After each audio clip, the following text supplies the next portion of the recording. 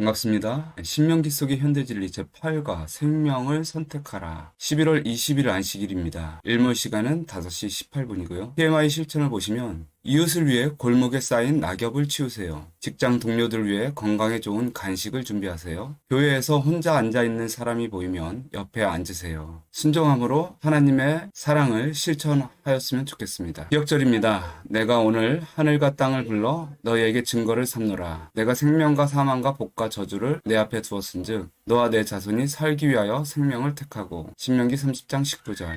안식일 소지입니다. 안식일 소지에는 냉동 인간에 대해서 소개하고 있습니다. 만약에 어떤 사람이 불치병에 걸리면 치료제가 나올 때까지 얼려 놓는 것입니다. 그리고 치료제가 개발되면 다시 녹여서 그 사람을 치료하는 것이죠. 영원히 살 수 있도록 하는 것입니다. 어떻게 이런 생각을 하게 되었을까요? 바로 개구리를 보면서 이런 생각을 하게 되었을 것입니다. 개구리는 겨울잠을 잡니다. 그냥 자는 것이 아니라 꽁꽁 얼어붙은 상태로 지냅니다. 개구리는 겨울잠을 잘 때 심장이 멈춥니다. 호흡도 하지 않습니다. 꽁꽁 얼어 버리는 것입니다. 영상을 잠시 보시겠습니다. An ice crystal.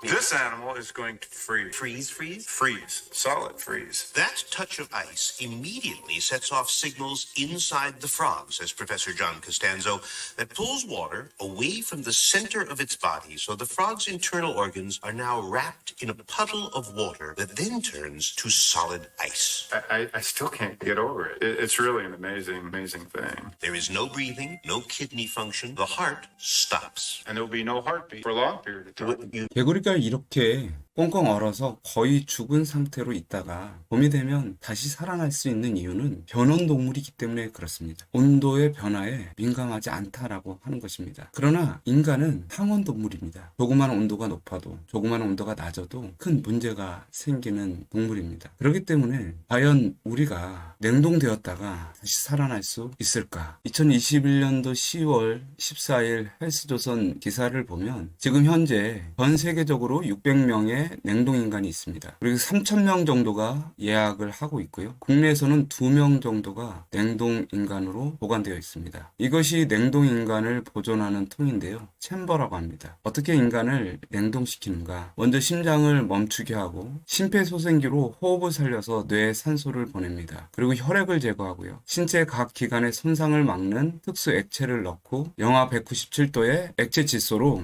급속 냉동을 시킵니다. 이 과정을 거꾸로 반복하면, 그리고 전기 충격으로 심장을 소생시키면 다시 살아날 수 있다고 말합니다. 그러나 이 과정에서 문제가 있습니다. 무엇이냐면 세포가 손상된다라고 하는 것입니다. 마치 얼린 딸기를 녹이면 그 얼린 딸기가 흐물흐물해지는 것처럼 세포가 얼었다가 녹게 되면 손상을 입습니다. 그래서 과학자들은 이런 문제를 해결하기 위하여 나노로봇을 통해서 세포를 재생시키려고 합니다. 지금 현재 나노로봇이 개발되어 있습니다. 암을 치료하기 위해서인데요. 크기가 100나노미터입니다. 1나노미터는 10억 분의 1m입니다. 이 작은 로봇이 우리 세포 속, 혈액 속으로 들어가서 암세포를 제거하거나 세포를 재생시킬 수 있다라고 말합니다. 이런 모든 것들이 가능할까요? 정말 냉동인간은 다시 정상적인 몸으로 부활할 수 있을까요? 헛된 소망은 아닐까요? 오늘 교과에서는 22살밖에 안 된 샌디라는 여자아이가 뇌종양 진단을 받고 나서 냉동인간으로 보존되었다가 그 뇌세포를 컴퓨터로 옮겨서 새로운 생명으로 다시 탄생될 것을 계획하였습니다. 그러나 인간은 죽었다가 그리스도 예수 안에서 부활할 수 있습니다. 겨울에 얼어있는 상태로 잠자다가 봄에 다시 살아난 그 개구리를 만드신 하나님께서 우리를 다시 살려주시겠다 약속하시는 것입니다. 어느 것을 선택하는 것이 더 합리적이고 지혜로운 선택일까요? 오늘 교과에서는 선택에 대해서 다루고 있습니다. 하나님을 선택한다는 것은 무엇인가? 그리고 우리는 어떻게 하나님을 선택하며 살아갈 수 있을까? 선택의 의미와 그 과정에 대해서 신명기를 통해서 살펴보겠습니다. 깨닫기는요, 모든 사람이 생명과 죽음, 축복과 저주, 선과 악 사이에서 분명한 선택을 해야 함을 깨닫는다. 느끼기는요, 우리가 생명을 선택하기를 간절히 원하시는 하나님의 마음을 이해하고 느껴본다. 행하기는 하나님을 향한 사랑으로 생명을 선택하고 참되신 하나님만 경배하며 살아간다. 결론입니다. 하나님께서는 이스라엘 백성들에게 생명을 택하라고 호소하셨습니다. 그리고 그 선택은 하나님을 진심으로 사랑할 때 가능한 것이었습니다. 하나님께서는 우리에게도 같은 호소를 하십니다. 생명과 죽음, 축복과 저주, 선과 악 사이에서 우리의 선택이 마침내 우리가 어떤 운명을 맞이하게 될지 결정할 것입니다. 이럴 써집니다. 생명나무. 창세기 2장 17절. 선악을 알게 하는 나무의 실과는 먹지 말라. 내가 먹는 날에는 정령 죽으리라 하시니라. 이같이 하나님이 그 사람을 쫓아내시고 에덴 동산 동편에 그룹들과 두루 도는 화용검을 두어 생명나무의 길을 지키게 하시니라. 생명나무는 성경의 첫 번째 책에 등장합니다. 그리고 성경의 마지막 책에도 생명나무가 다시 등장합니다. 계시록 22장 2절에 길 가운데로 흐르더라. 강 좌우에 생명나무가 있어 12가지 실과를 맺히되 달마다 그 실과를 맺히고 그 나무 잎사귀들은 만국을 소성하기 위하여 있더라. 아담과 하와는 본래 생명나무에 접근할 수 있는 권한을 가지고 있었습니다. 그러나 죄로 인해서 에덴 동산에서 쫓겨났고 생명나무로 갈 수 없게 되었습니다. 죄의 문제가 완전히 해결된 후에 예수님께서는 다시 우리를 생명나무에 갈 수 있도록 허락을 하여 주신 것입니다. 파이프유는 말합니다. 에덴 동산의 중앙에는 생명나무가 자라고 있었는데 그 열매는 생명을 영원히 지속시키는 능력이 있었다. 만일 아담이 하나님께 계속해서 순종하였을 것 같으면 그는 끊임없이 자유롭게 그 나무에 접근하여 영원히 살게 되었을 것이다. 그러나 그가 죄를 범하자 그는 생명나무에 나아갈 길이 끊어져 죽음에 굴복하게 되었다. 너는 흙이니 흙으로 돌아갈 것이니라는 하나님의 선고는 완전한 생명의 파멸을 알려준다. 성경은 맨 처음 우리에게 오직 두 가지 선택만을 제시하였습니다. 영원한 생명이냐 혹은 우리가 처음 아무것도 아닌 상태로 돌아가는 것이냐. 다시 말하면 아담의 선택은 존재할 것이냐 아니면 존재하지 않을 것이냐. 이 세상에 자신이 태어나고 싶어서 선택해서 태어난 사람은 아무도 없습니다. 아담과 하와도 마찬가지였습니다. 하나님은 없는 존재였던 아담을 있게 하였습니다. 그리고 그 아담은 하나님이 있게 하신 그대로 살 것인가 아니면 창조 이전의 상태로 돌아가서 사라질 것인가. 이것이 바로 생명나무를 먹느냐 선악과를 먹느냐라는 선택이었습니다. 여기서 한 가지 구별하고 싶은 것이 있습니다. 무엇이냐면 존재하는 것과 비존재하는 것, 생명과 죽음입니다. 이것은 약간의 차이점이 있습니다. 하나님께서 우리에게 생명을 주신 것은 우리를 존재케 하시기 위함입니다. 우리가 하나님을 떠나갔을 때 우리의 존재 자체가 사라지는 것입니다. 생명의 반대 개념으로 죽음이 있거나 죽음의 반대 개념으로 생명이 있는 것과는 조금 다릅니다. 우리는 동전에 앞면이 있으면 뒷면이 있다. 뒷면이 있어야지 앞면이 있는 것이다 생각합니다. 그래서 생명과 죽음도 마치 동전의 앞면과 뒷면과 같이 함께 존재할 것이다 라고 생각합니다. 그래서 어떤 사람들은 하늘에 생명과 죽음이 공존할 것이다 라고 믿습니다. 그러나 성경은 하늘에는 사망이 없다라고 말합니다. 모든 눈물을 그 눈에서 씻기심에 다시 사망이 없고 우리가 선택해야 될 것은 사망의 반대인 생명을 선택하는 것이 아니라 존재할 것인가 사라질 것인가에 대한 선택입니다. 여러분 아담의 선택은 존재할 것인가 사라질 것인가의 선택이었습니다. 그러나 우리의 선택은 아담의 선택과 다릅니다. 우리는 비존재자로서 태어났습니다. 무슨 말인가? 우리는 살아있는 것 같지만 죽어있는 자라는 뜻입니다. 누가복음 9장 60절에 이르시되 죽은 자들로 자기의 죽은 자들을 장사하게 하고 너는 가서 하나님의 나라를 전파하라 하시고 디모데전서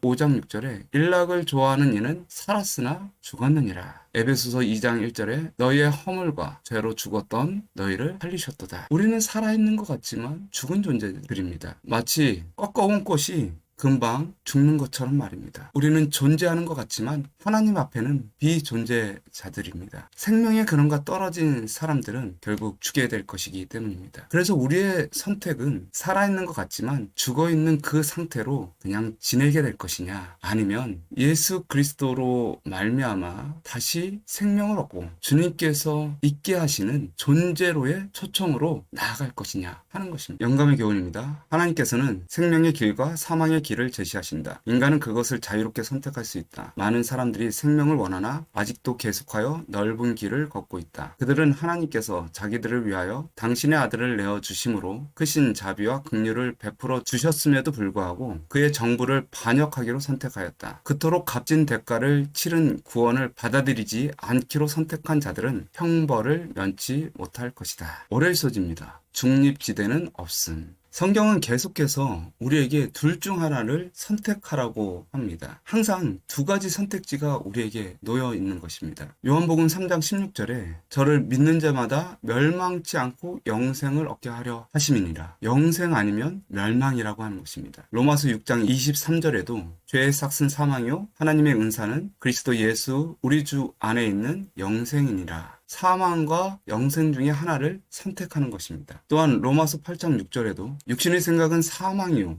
영의 생각은 생명과 평안이니라. 사망과 생명이 있습니다. 요한일서 5장 12절에도 아들이 있는 자에게는 생명이 있고 하나님의 아들이 없는 자에게는 생명이 없느니라. 우리 인간들에게는 중간지대가 없습니다. 우리는 하나님을 떠나가면 죽게 되는 것이고 하나님 안에 붙어 있으면 살게 되는 것입니다. 그러나 사단은 우리의 선택을 방해하기 위해서 또 다른 선택지를 주게 됩니다. 하나님의 나라는 영생입니다. 사단의 나라는 사망입니다. 우리가 이 둘 중에 하나를 선택하면 너무너무 쉬운 선택이 될 것입니다. 그러나 사단은 자신의 나라를 포장하기 위하여 거짓말을 합니다. 자신의 나라가 사망이지만 그래서 하나님을 떠나면 결국 죽을 수밖에 없는 존재들이지만 하나님을 떠나도 하지 않는다. 그리고 혹 죽더라도 육은 죽지만 영은 살 수 있다. 그리고 또한 사람의 영혼이 연옥으로 올라가서 천국에 갈지 지옥에 갈지 결정된다 라는 말을 합니다. 그러나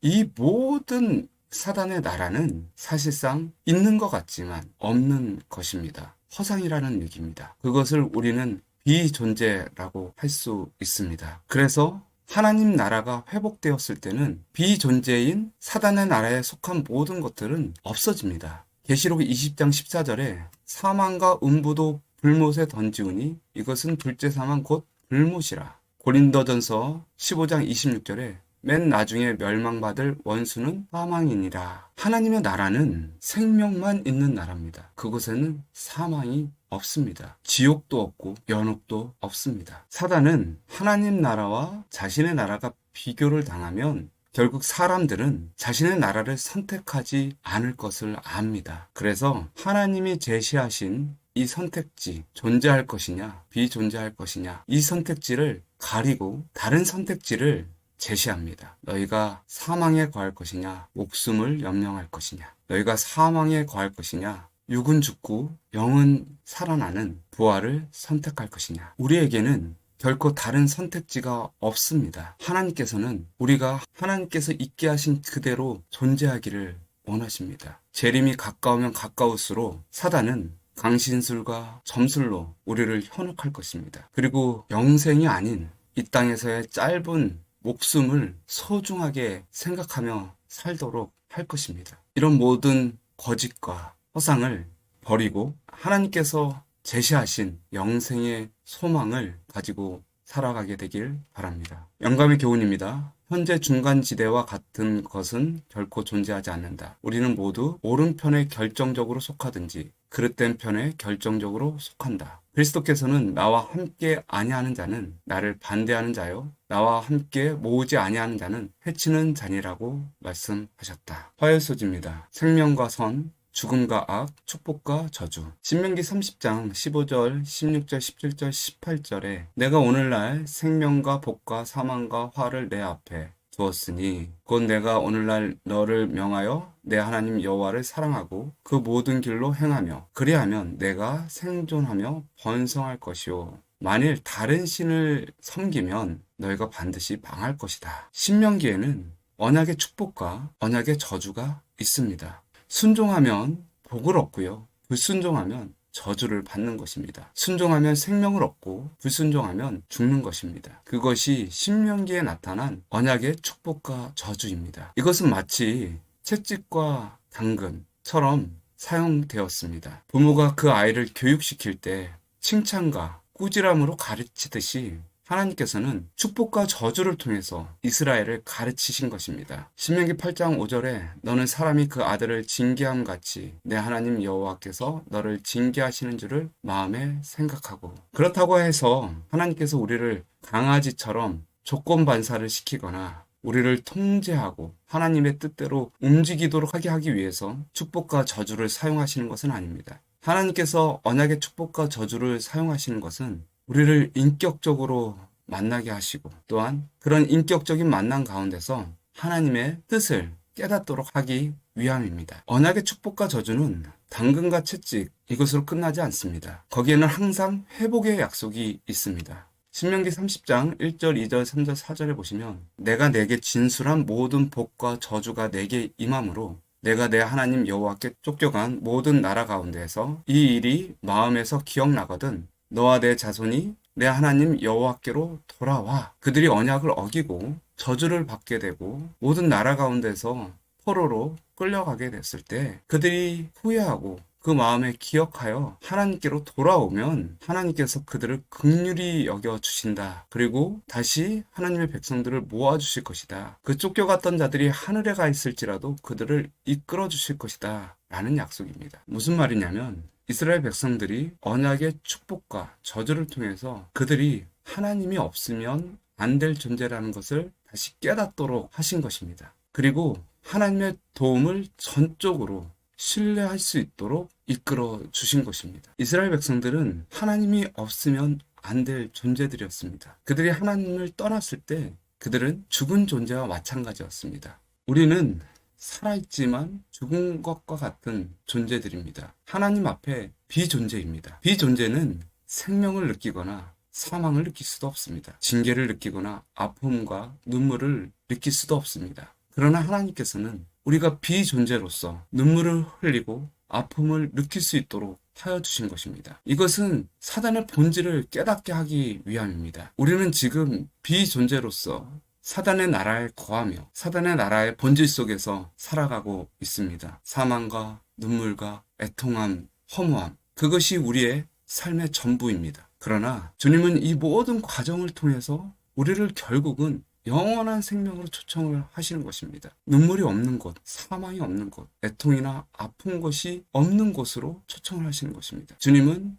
우리를 완전히 새롭게 하여 주신다라고 말씀하여 주십니다. 우리는 진짜 존재한다는 것이 무엇인지 알지 못합니다. 목숨이 붙어 있다고 진짜 살아있는 것은 아닌 것입니다. 눈물이 없는 세상, 사망이 없는 세상, 그 세상에서 사는 것, 그 세상에 존재하는 것이 하나님께서 우리에게 원하시는 것입니다. 그 영원한 생명으로의 초청에 우리 모두가 응답하셨으면 좋겠습니다. 영감의 교훈입니다. 그리스도를 통하여 주시는 하나님의 은혜의 선물은 만민에게 거저 주시는 것이었다. 어떤 사람이 멸망당한다면 그것은 자신이 선택한 것이지 다른 사람이 선택해 준 것이 아니다. 하나님께서는 모든 영혼이 영생을 얻도록 택하심을 입을 수 있는 조건을 당신의 말씀 가운데 제시하셨는데 그것은 그리스도를 믿는 믿음을 통하여 그분의 계명을 순종하는 것이다. 수요소지입니다. 내게 어려운 것도 아니요. 다시 한번 신명기 30장 1절, 2절, 3절, 4절을 보시겠습니다.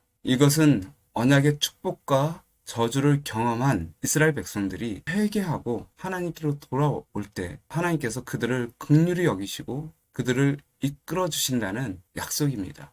이 회복의 약속은 그들에게 큰 용기와 힘이 되었을 것입니다. 우리의 선택이 혹 잘못되어서 하나님의 저주 속에 있어도 우리는 다시 하나님께로 돌아올 수 있는 기회가 있다라고 하는 것입니다. 그것이 하나님의 은혜라고 하는 것입니다. 또한 하나님께로 돌아온 이 백성들에게 하나님께서는 하나님의 명령에 순종할 수 있도록 그들을 도우실 것이라는 약속도 하여 주십니다. 신명기 30장 11절, 12절, 13절, 14절에 보시면 내가 명한 이 명령은 내게 어려운 것도 아니요 먼 것도 아니라 하늘에 있는 것이 아니니 내가 이르기를 누가 우리를 위하여 하늘에 올라가서 그 명령을 우리에게로 가지고 와서 우리에게 들려 행하게 할 것이 아니요 이것이 바다 밖에 있는 것이 아니니 내가 이르기를 누가 우리를 위하여 바다를 건너가서 그 명령을 우리에게로 가지고 와서 우리에게 들려 행하게 할 것도 아니요 오직 그 말씀이 내게 심히 가까워서 내 입에 있으며 내 마음에 있은즉 내가 이를 행할 수 있느니라. 하나님의 은혜와 하나님의 능력이 우리와 함께 있으면 우리가 하나님의 명령에 순종할 수 있다고 말합니다. 여러분, 인간은 정말 하나님의 명령에 순종할 수 있을까요? 우리는 하나님의 명령을 따르기로 선택할 수 있을까요? 사실 인간의 선택력은 매우 연약합니다. 사람의 선택에 영향을 주는 것들이 있는데요. 유전적인 것들이 있습니다. 알코올 중독자의 아들로 태어난 사람들은 알코올 중독에 빠질 확률이 높습니다. 부모님이 폭력적이면 그 아이도 폭력적일 확률이 높은 것입니다. 물론 유전을 이기고 살아가는 사람들도 있습니다. 그러나 상당히 많은 부분에 영향을 끼친다라고 하는 것입니다. 또한 두 번째, 환경적인 요인도 있습니다. 친구 따라 강남 간다라는 말이 있습니다. 기독교 가정에서 태어난 아이들은 기독교를 선택할 가능성이 많습니다. 기독교 친구들이 많이 있는 친구는 기독교를 선택할 가능성이 많습니다. 맹모 삼천지교라고 했습니다. 맹자의 어머니가 자꾸 이사를 다닌 이유는 그 아들이 교육받는 환경이 좋지 않았기 때문입니다. 그 환경에 따라 행동이 변하는 아이를 보고 어머니는 그에게 좋은 환경을 주고자 이사를 다녔던 것입니다. 우리는 때때로 하고 싶지 않아도 주변의 친구들 때문에 억지로 무언가를 선택하게 될 때가 있습니다. 또한 심리적인 요인도 있습니다. 스트레스를 많이 받기에 먹지 않아도 되는 음식을 먹게 될 때가 있습니다. 하지 말아야 될 것들을 할 때가 있고요. 또한 쓰지 말아야 될 돈을 사용할 때가 있습니다. 행동적인 요인도 있습니다. 3살 버릇 80까지 간다고 했는데요. 우리의 나쁜 죄악적 습관이 도박이라든지 쾌락을 즐기는 것이라든지 남을 험담하고 비난하는 거라든지 이런 것들이 결국 하나님을 믿지 못하도록 방해한다라고 하는 것입니다. 또한 결정적으로 영적인 요인이 있습니다. 로마서 7장 22절 24절인데요. 내 속 사람으로는 하나님의 법을 즐거워하되 내 지체 속에 한 다른 법이 내 마음의 법과 싸워 내 지체 속에 있는 죄의 법 아래로 나를 사로잡아 오는 것을 보는도다. 오호라 나는 공고한 사람이로다. 이 사망의 몸에서 누가 나를 건져내랴. 사도 바울은 자신이 살아있는 것 같지만 죽은 존재임을 깨닫습니다.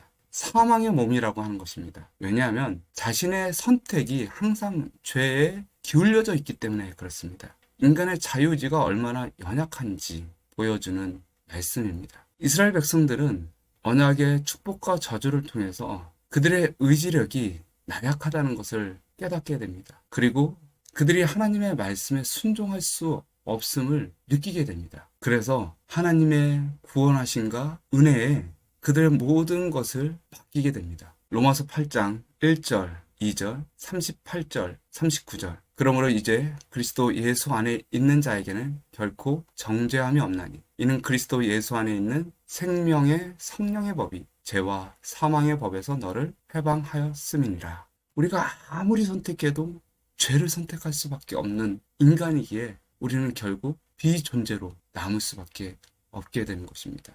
사단의 나라에 사단의 법에 굴복될 수밖에 없다라고 하는 것입니다. 그러나 예수 그리스도께서 그 모든 권세를 끌어내셨습니다. 그리고 우리가 한 모든 잘못된 선택을 용서하여 주시고 다시 선택할 수 있도록 기회를 허락하여 주셨습니다. 아무리 넘어져도 다시 일어나면 의인이라 말씀하여 주시는 것입니다. 내가 확신하노니 사망이나 생명이나 천사들이나 권세자들이나 현재 일이나 장래일이나 능력이나 높음이나 기쁨이나 다른 아무 피조물이라도 우리를 우리 주 그리스도 예수 안에 있는 하나님의 사랑에서 끊을 수 없으리라. 우리에게는 매일의 선택의 기회가 주어져 있습니다. 놀랍지 않습니까? 우리는 매일 주님께서 주시는 칭의의 의를 입을 수가 있습니다. 주님께서 우리를 위해서 중보하고 계십니다. 주님께서는 끊을 수 없는 사랑을 우리에게 제시하셨습니다. 우리는 매일 또 다른 선택을 할 수 있는 은혜의 보좌로 나아갈 수 있게 된 것입니다. 그래서 어렵지 않다라고 하는 것입니다. 하나님께서 우리에게 베풀어 주신 은혜와 능력이 함께 있으면 우리가 하나님의 말씀에 순종하면서 나아갈 수 있다라고 하는 것입니다. 실패해도 또 나아가고 실패해도 또 나아갈 수 있는 기회가 있기 때문입니다. 예수님께서는 우리가 예수님을 선택할 수 있도록 사단의 권세를 꺾어 주십니다. 우리와 함께 하시기 위해서 와 주셨습니다. 우리에게 영생을 주셨을 뿐만 아니라 우리에게 그의 품성을 입혀주시고 하나님의 뜻을 순종할 수 있도록 하여 주시고 새하늘과 새 땅에 대한 소망을 허락하십니다. 너희가 내 안에 거하고 내 말이 너희 안에 거하면 무엇이든지 원하는 대로 구하라. 그리하면 이루리라. 우리가 주님께 붙어 있기만 하면 주님께서는 하나님과 맺으신 이 언약의 승리를 우리에게 허락하여 주실 것입니다. 영감의 교훈입니다.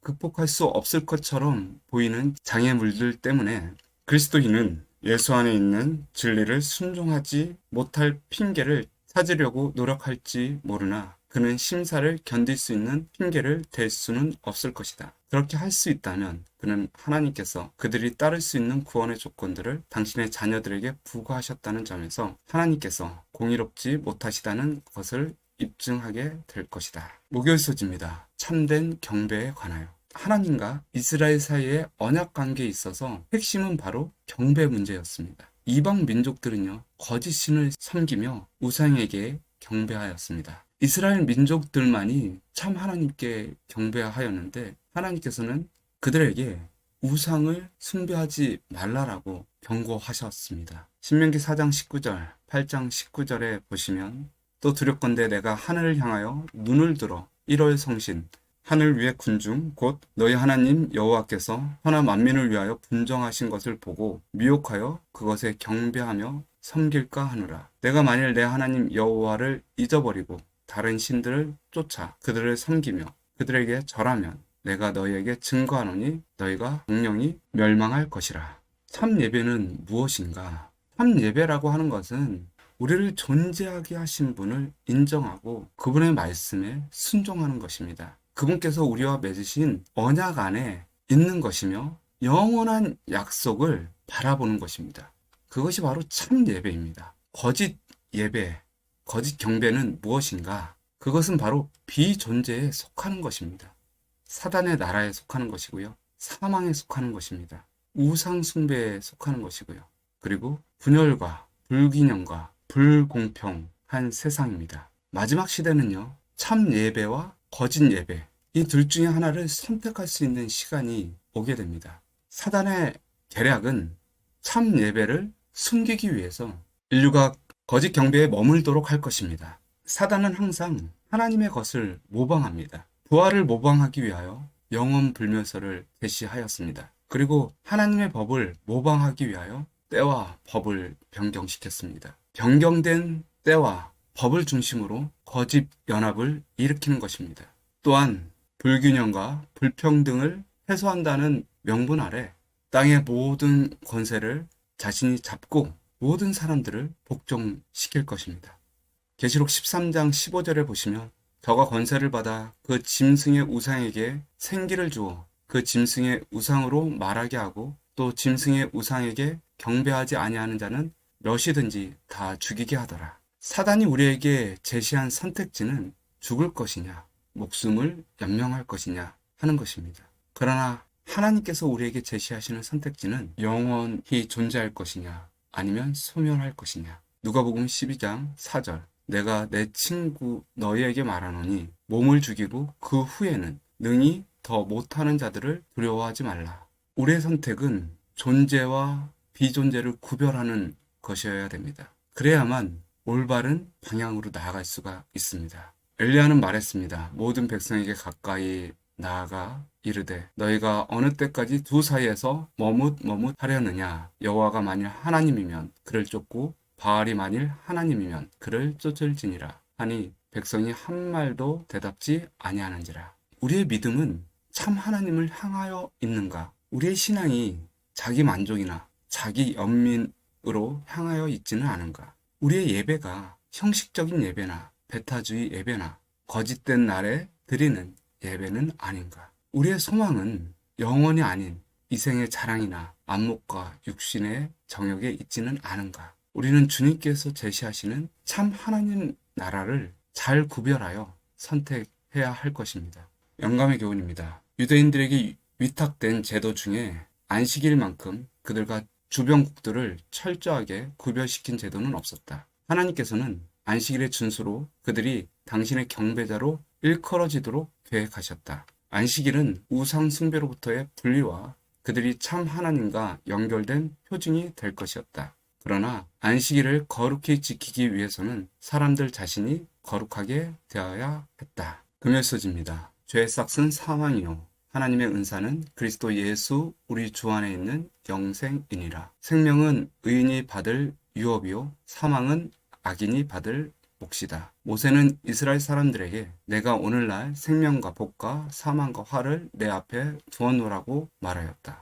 이 성경절에서 말하는 사망은 아담에게 선고된 사망이 아니다. 왜냐하면 모든 인류는 아담의 범죄의 형벌을 받고 있기 때문이다. 그것은 영생과 대조적인 위치에 있는 둘째 사망이다. 영원한 세상으로의 초청이 우리에게 주어졌습니다. 그리스도 안에서 무한한 선택의 기회가 우리에게 주어져 있습니다. 또한 주님께서는 사단의 나라의 본질을 우리에게 깨닫게 하시고 하나님 나라로 우리를 이끌고 계십니다. 우리의 모든 선택이 그리스도 안에서 참다운 선택이 되기를 간절히 바랍니다. 묵상으로 교과를 마치겠습니다.